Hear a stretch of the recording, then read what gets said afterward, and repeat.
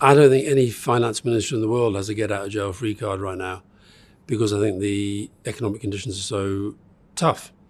And I think that I can see politically, you might say, well, Trump has kind of upended the economic order and he's upended all sorts of things. And therefore, Rachel Reeves might come along with certain things that she says she has to do in response to adapt to that.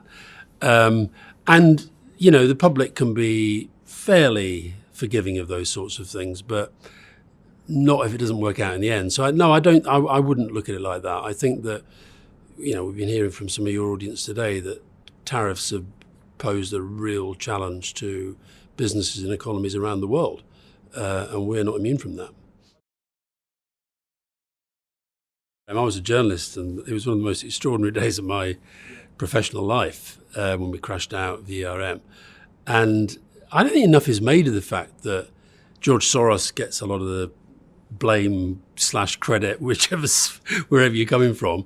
But of course, his right-hand man here was Scott Bessent, who's now the Treasury Secretary. But I guess because part of the shtick of the MAGA movement is constantly to attack George Soros, that doesn't sort of get in the debate much. I thought what was interesting about Liz Truss,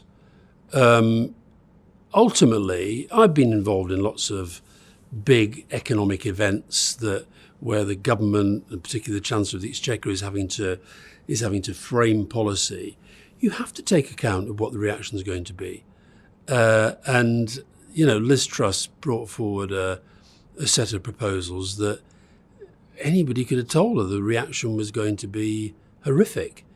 So, yeah, I think, look, we talked in the session we just did, we were talking about checks and balances and how Trump is trying to sort of test the guardrails and break the guardrails and so forth.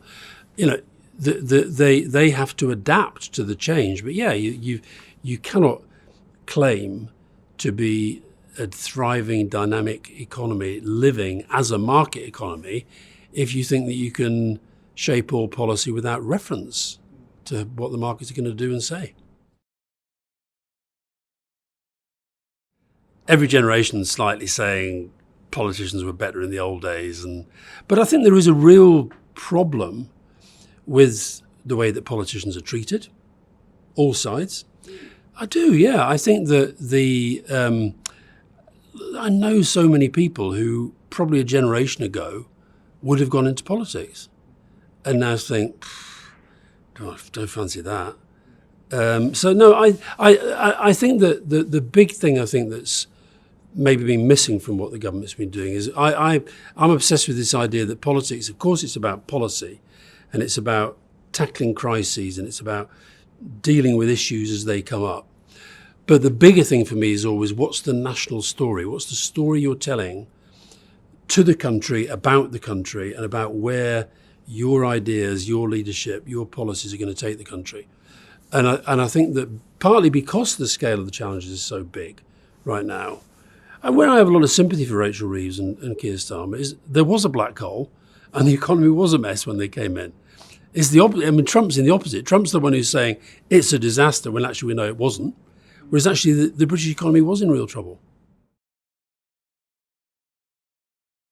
So when he was leading the Labour Party, Ed Miliband and Jeremy Corbyn, from a much more avowedly, as it were, left-wing distributionist perspective, but they both really were defining economic inequality as one of the big drivers of political disappointment, disgruntlement, disengagement. And I think that's real. And I also think that, you know, one of the things that's now a really big part of the political and economic debate, AI, artificial intelligence, is, you know, it's fascinating to watch so many of the politicians, include, you know, and I would put myself in this category as well, as somebody who feels a desperate need to understand it, but doesn't necessarily fully understand it, how it works, what the impacts are going to be. But I feel that, you know, we have to be honest with people about some of the trade-offs that are going to come. So I think, you know, relative to, if you take the youth unemployment levels that we inherited back in 1997, way worse than what we've got now.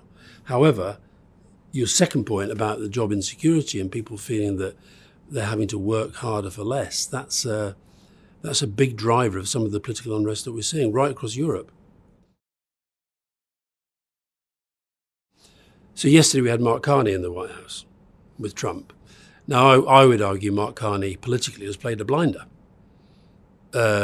Since Trudeau stepped down and he stepped in, won the leadership election, has now won a general election, and has been very tough in his messaging on Trump, was very respectful yesterday, but didn't resile from the toughness.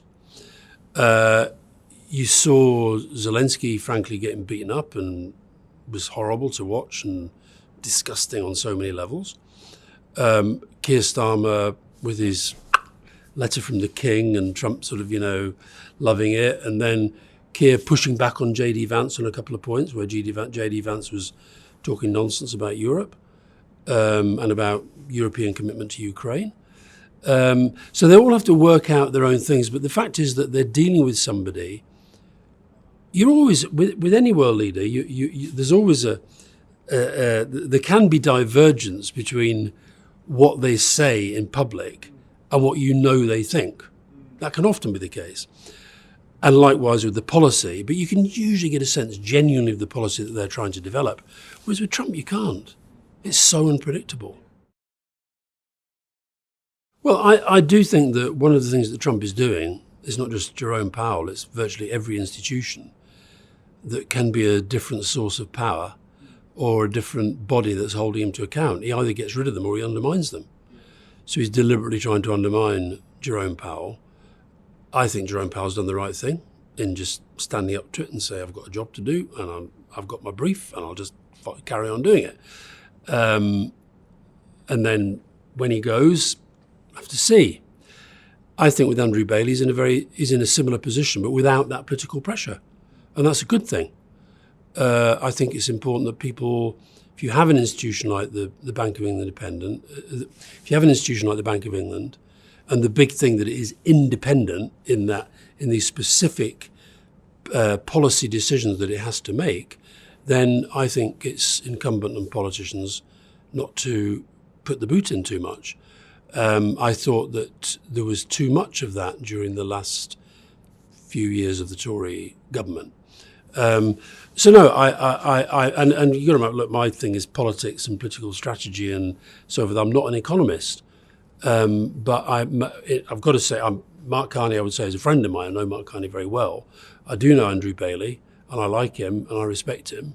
And I think too often in these positions that are high profile in the public arena, but not political as such, I think sometimes we expect them to be more like politicians. Now, as it happens, Mark Carney has morphed into being a very effective politician and political campaigner. But I don't expect that of Andrew Bailey, and I think we should treat him for what it is, and the head of an independent Bank of England with a specific remit that he has to follow.